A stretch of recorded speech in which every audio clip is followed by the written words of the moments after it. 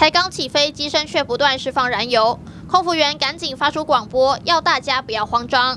机上的液压系统有一些问题，我们需要返回台北做检修，大约再过20分钟左右，我们就会回到桃园机场。在空服员的安抚下，机内乘客都很平静。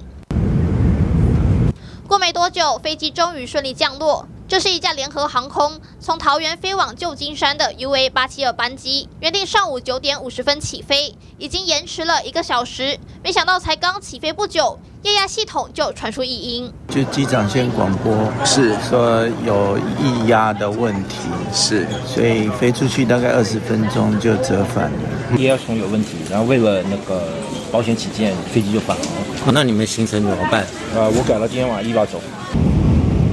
为了旅客安全，机长决定返航。因为机身太重，飞机在台湾海峡上空盘旋了大约20分钟，卸油后平安降落在桃园机场。机上319名乘客与20名机组人员全数平安。它有卸油，但卸个不够多，所以它落地的时候，重量过重。后续消防车也抵达戒备检查。目前这班航班确定取消，航空公司也全力协助旅客办理迁转与后续接驳事宜。TVBS 新闻林志伟、谢婉婷桃园采访报道。想看最完整的新闻内容，记得下载 TVBS 新闻网 APP。